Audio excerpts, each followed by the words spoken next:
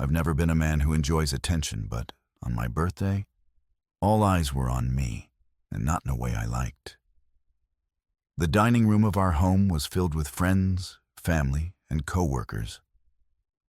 Laughter bounced off the walls, the smell of grilled steaks drifted in from the patio, and string lights glowed softly overhead.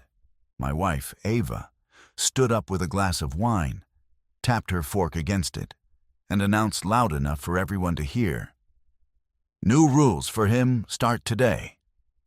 The room burst into laughter, assuming it was harmless fun. But I noticed her coworker Brandon leaning back in his chair with that smug smirk, like he knew something I didn't. Or rather, like he thought I didn't know something he did. The joke didn't stop there. She continued. Rule number 1. No more gaming late at night. Rule number 2. He needs to start acting like a real man. Everyone laughed even harder, and Brandon raised his glass toward her like they were sharing a private joke. I forced a smile, but inside, every word felt like someone carving into my chest with a dull knife. I didn't interrupt. I didn't argue. Because tonight wasn't just my birthday. It was my exit. For weeks I had known about her late-night messages to Brandon, the office meetings that always ran past midnight, the way she suddenly started hiding her phone. I knew everything.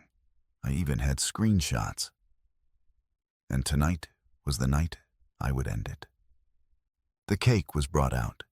People sang, "Happy Birthday." Ava stood behind me with her hands on my shoulders, smiling wide like the perfect wife. But I could feel the coldness in her touch. After the candles were blown out and the clapping faded, I picked up my glass and stood. No anger, no shouting, just calm. "Thank you all for coming," I began. "It means a lot to have friends and family here. But before we continue, I have an announcement." A few people paused mid-bite. Ava looked at me, confused but still smiling. I went on. "Ava joked about new rules for me tonight, but actually, I have one final rule of my own." She laughed nervously. Brandon kept smirking. I looked her straight in the eye and said, "Our marriage is over." The room went dead silent in an instant. She blinked, thinking I was joking. "What?" she whispered, her smile fading. I placed my phone on the table and added, "I already know about you and Brandon. I know everything." You could have heard a pin drop. Brandon's smirk vanished like it had been wiped clean off his face. Ava's face went pale. "What are you talking about?" she muttered, glancing around as everyone stared. I tapped my phone, and the big TV on the wall lit up.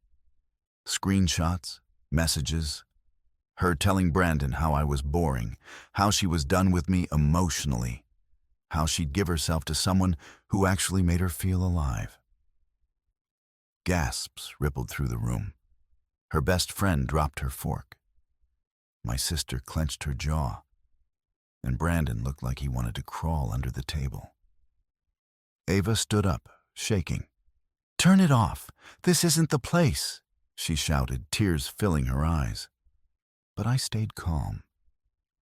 "You made a joke at my expense in front of everyone," I said softly, so I figured the truth deserved an audience too. She reached for me. I stepped back. "You don't have to do this," she pleaded. "We can talk privately." I shook my head. "You stopped talking privately the moment you involved someone else." Brandon finally tried to speak. "Man, it's not what it looks like." I cut him off with a small smile. "Actually, it's exactly what it looks like.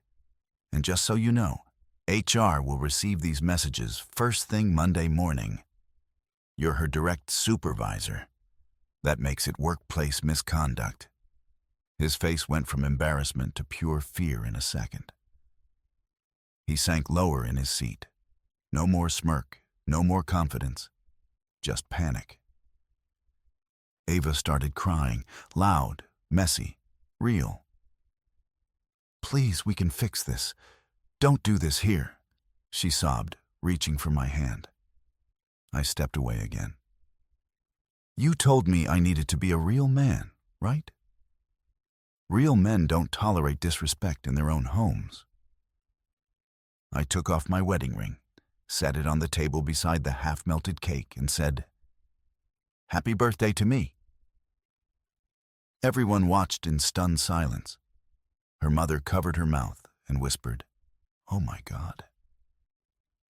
Some guests looked at Ava with pity, others with disgust, but no one said a word. She stood there trembling, mascara running down her cheeks, completely exposed. That confident woman who joked about new rules suddenly had nothing to say.